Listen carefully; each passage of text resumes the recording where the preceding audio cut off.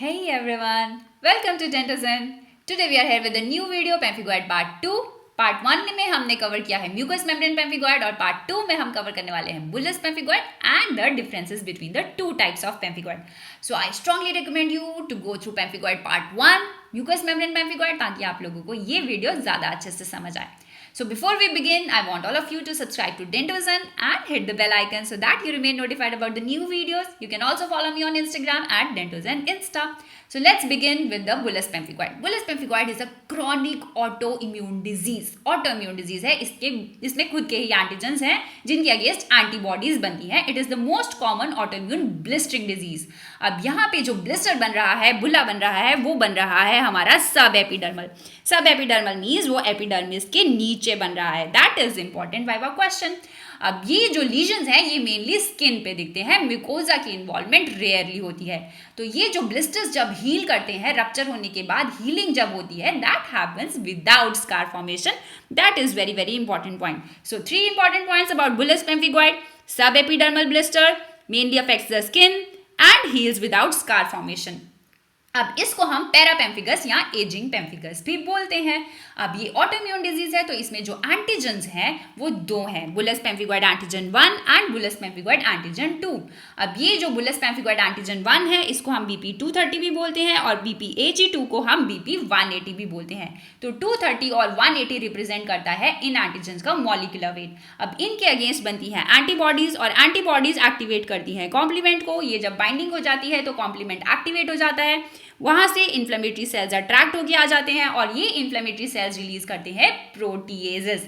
अब ये जो प्रोटीएजेस एंजाइम्स हैं वो इस हेमिडेस्मोसोम के प्रोटीन्स को तोड़ देते हैं और वहां पे हमारे बन जाता है ब्लिस्टर. सो सब एपिडर्मल ब्लिस्टर बन जाता है. That is the role of proteases. और यहीं पे हमें मिलते हैं 2 important viva questions. First is what is the antigen? So there are 2 antigens. कौन से हैं? Bullous pemphigoid antigen 1 and Bullous pemphigoid antigen 2. And the second question is what is the location of antigen? They are in the basement membrane. So epidemiology की बात करें तो इसका incidence है 10 cases per million population per year. It affects over 60 years of age. 80% of the patients are over 60 years of age. No gender predilection. Mainly affects the skin, scalp, arms, legs, axilla, groin. Abdomen पे भी lesions दिख सकते हैं. अब ये जो lesions होते हैं ये एकदम से अराइज नहीं होते. प्रूराइटिस में be the initial symptom. Itching होता है and sometimes there is formation of urticarial और इरिदेमेटस रैशेस. हमारे लिम्स के ऊपर ये रैशेस बनते हैं जो कि बहुत समय तक रहते हैं, सेवरल वीक्स टू मंथ्स तक. उसके बाद उसमें वेसिकल और बुल्ले बनने शुरू होते हैं. So vesicle and bullae they form in prodromal skin lesions and normal skin. अब इन वेसिकल्स की एक खास बात है कि ये थिक वॉल्ड होते हैं, ये टेंस बुल्ले होते हैं, एकदम टेंस बुल्ले होते हैं. और इसलिए कभी कभी ये बोला जाता है कि इसमें निकोल्स्की साइन नेगेटिव रहता है. ये बुल्ले इंटैक्ट रहते हैं बहुत समय तक, कुछ डेज तक ऐसे ही पड़े रहते हैं. उसके बाद ये रप्चर होते हैं और जब ये रप्चर होते हैं तो वहाँ पे हमें मिल जाता है एक रॉ इरोडेड एरिया और जो कि हील हो जाता है. और जब हीलिंग होती है that happens without scar formation. So 2 important points, जो बुले हैं वो टेंस हैं और थिक वॉल्ड हैं और हीलिंग हो रही है विदाउट स्कार फॉर्मेशन. अगर ओरल मैनिफेस्टेशंस की बात करें तो हमने पढ़ा था ये मेनली स्किन को अफेक्ट करता है. तो ओरल लीजन्स हमें नहीं दिखते, दे आर अनकॉमन. लेकिन अगर होते हैं तो वो वेसिकल्स होते हैं और जल्दी से रप्चर कर जाते हैं माउथ के अंदर और then they make erosions and ulcers. अब ये हो सकते हैं बकल म्यूकोसा पे, पैलेट पे, floor of the mouth, tongue पे, कहीं पे भी हो सकते हैं. और जिंजाइवा में जो लीजन्स होते हैं वो रेड कलर के लीजन्स होते हैं एंड दीज जिंजाइवल लीजन्स डिस्कोमेट. इसको हम बोलते हैं डिस्कोमेटिव जिंजिवाइटिस, जो कि हमें और कंडीशंस में भी दिखता है जैसे कि म्यूकस मेम्ब्रेन पेम्फिगॉइड में भी दिखता है. अब हिस्टोपैथ की बात करें तो इसमें मोस्ट इंपॉर्टेंट हिस्टोपैथ पॉइंट है कि स्प्लिट जो बना है, स्पेस जो बना है, जो ब्लिस्टर बना है वो कहाँ पे है? वो है सब एपिडर्मल. एपिडर्मिस के नीचे बना है. ऊपर का एपिथेलियम एकदम मजे से इंटैक्ट पड़ा है. यहाँ पे हम देख पा रहे हैं ऊपर एपिथेलियम एकदम नॉर्मल है और उसके नीचे एपिडर्मिस के नीचे हमारा पड़ा है ब्लिस्टर. अब इस ब्लिस्टर के अंदर हमारे इन्फ्लेमेटरी सेल्स कभी कभी आ सकते हैं. फिब्रिनस एक्सुडेट है. ओकेजनल इन्फ्लेमेटरी सेल्स इस ब्लिस्टर के अंदर आ सकते हैं जैसे कि eosinophils can be seen in this बुला. अब ऑटोइम्यून डिजीज है तो हम इसमें इम्यूनोफ्लोरेसेंस स्टडी कर सकते हैं. डायरेक्ट इम्यूनोफ्लोरेसेंस से देखा गया है कि ये जो एंटीबॉडीज बनी थी दो एंटीजेंस के अगेंस्ट बेसमेंट मेम्ब्रेन जोन में आईजीजी एंटीबॉडीज वहां पे हमें 90 to 100% केसेस में मिल जाती हैं। और ये जो पैटर्न दिखता है इसको हम बोलते हैं continuous linear band at basement membrane zone. That is another viva question, immunofluorescence pattern in bullous pemphigoid. अब इनडायरेक्ट इम्यूनोफ्लोरेसेंस करें तो हमें सर्कुलेटिंग ऑटो एंटीबॉडीज भी मिलती हैं इन एंटीजेंस के अगेंस्ट, और ये अबाउट 50 to 90% केसेस में मिलती हैं। Then there is a technique which is called salt split technique. अब बुलिस पेम्फिगॉइड और म्यूकस मेम्ब्रेन पेम्फिगॉइड दोनों में ही सब एपिडर्मल ब्लिस्टर है। अब क्या करें, कंफ्यूजन है कि जब दोनों में ही सब एपिडर्मल ब्लिस्टर है तो कौन सा है। तो इसको हमें ज़्यादा ईजी करने के लिए एक टेक्निक किया जाता है, सॉल्ट स्प्लिट टेक्निक। इस टेक्निक में जो हमारा बेसमेंट मेम्ब्रेन जोन है जहाँ पे ये सारे एंटीजेंस पड़े हैं दोनों डिजीजेस के, उसको हम स्प्लिट कर देते हैं देखने के लिए कि कौन से एंटीजेंस पॉजिटिव हैं। सो इस टेक्निक को हम बोलते हैं salt split technique. In this skin is split, जो हमने टिश्यू लिया है स्किन से उसको हम सोडियम क्लोराइड में डालते हैं 1 मोल पर लीटर ऑफ सोडियम क्लोराइड। उससे जो हमारा बेसमेंट मेम्ब्रेन जोन है वो स्प्लिट हो जाता है into 2 parts, epithelial part and connective tissue part, and this technique is called salt split technique. अब अगर तो एंटीजेंस हमारे ऊपर की तरफ रूफ ऑफ द ब्लिस्टर में पॉजिटिव आए, यानी कि हमारा बुलिस पेम्फिगॉइड एंटीजन 1 और एंटीजन 2 फ्लोरोसिस करे, यहाँ पे बैंड दिखे, तो हम इसको बोलते हैं bullish pemphigoid.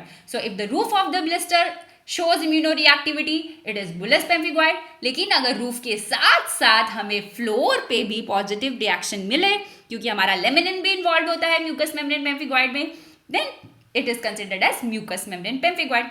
So that is salt split technique। Now we come to the differential diagnosis: mucous membrane pemphigoid, pemphigus vulgaris, erosive lichen planus and erythema multiforme। Now we come to the management। अब इसमें हमें main M रहता है कि blisters को हम heal कर सकें और ब्लिस्टर्स ना बने। So that is the main aim of the management. So इसके लिए हम यूज करते हैं सिस्टेमिक इम्यूनोसप्रेसिव ड्रग्स, कॉर्टिकोस्टेरॉइड्स, जो हम डेली डोजेस में दे सकते हैं prednisolone initially to control the blisters, और उसके बाद हम ऑल्टरनेट डेज पे दे सकते हैं ताकि इनसे कोई रिस्क ना हो, कॉम्प्लिकेशंस अराइज ना हो। कभी कभी हम कॉर्टिकोस्टेरॉइड्स के साथ एजाथायोप्रिन भी कंबाइन कर सकते हैं। Dapsone can also be used as an alternative. Tetracycline and niacinamide therapy has also said to be effective. और जो काफी रेजिस्टेंट केसेस होते हैं, सीवियर केसेस होते हैं, वहां पे हम प्रेडनिसोन के साथ कंबाइन कर सकते हैं साइक्लोफॉस्फामाइड। अब इसका प्रोग्नोसिस डिजीज का गुड है और ऐसा देखा गया है कि स्पॉन्टेनियस रिमिशन हो जाता है डिजीज का 2 to 5 ईयर्स के बाद। लेकिन कुछ ओल्ड एज पेशेंट्स में अगर इम्यूनोसप्रेसिव थेरेपी चल रही है तो वहां से कॉम्प्लिकेशंस हो सकती हैं, and it has been said that mortality rate can be up to 27% as seen in some studies. Now we come to the last part of this video, that is the direct comparison between mucous membrane pemphigoid and bullous pemphigoid, two types of pemphigoid। So mucous membrane pemphigoid mucosa में effect करता है, जैसे कि इसके नाम में ही है। So it primarily affects the mucosa, oral lesions are common, whereas bullous pemphigoid mainly affects the skin। mucous membrane pemphigoid में बहुत सारे एंटीजेंस हैं, BPAG1, BPAG2, leminin 5 और epiligrin alpha 6 beta 4 integrins, whereas in bullous pemphigoid we have two antigens, bullous pemphigoid antigen 1 and bullous pemphigoid antigen 2। Mucous membrane pemphigoid 50 to 60 years में होता है, female predominance है, 2:1 ratio है। लेकिन bullous pemphigoid थोड़ी सी और older age में होता है, 60 to 80 years, and there is no gender predilection. Mucous membrane pemphigoid के जो लीजन्स हैं वो हील करते हैं with scar, very very important point, whereas bullous pemphigoid के लीजन्स हील करते हैं without scar. Eye changes, mucosa eye के जो कंजक्टिवा है उसमें जो चेंजेस हैं, they are significant part of the disease in mucous membrane pemphigoid. Eye changes are not seen in bullous pemphigoid. अब जो म्यूकस मेम्ब्रेन पेम्फिगॉइड का कोर्स है, डिजीज का कोर्स है, वो बहुत लंबे समय तक चलता है, protracted and progressive course, whereas bullous pemphigoid has limited course, और कभी कभी डिजीज का रिमिशन हो जाता है अब in 2 to 5 years after therapy. Mucous membrane pemphigoid में इओसिनोफिल्स दिख सकते हैं, लेकिन बुलस पेम्फिगॉइड में eosinophils are more prominent. Salt split technique में म्यूकस मेम्ब्रेन पेम्फिगॉइड में पॉजिटिव दिखता है roof and floor of the blister, bullous pemphigoid में ये हमें पॉजिटिविटी मिलती है roof of the blister. So these are the main differences between mucous membrane pemphigoid and bullous pemphigoid. In the next video, we will discuss the differences between the pemphigoids and pemphigus vulgaris. So stay tuned for that video. And if you like the video, please subscribe to my channel and hit the bell icon so that you remain notified about more such videos. And till then, keep learning, keep sharing. Take care. Bye bye.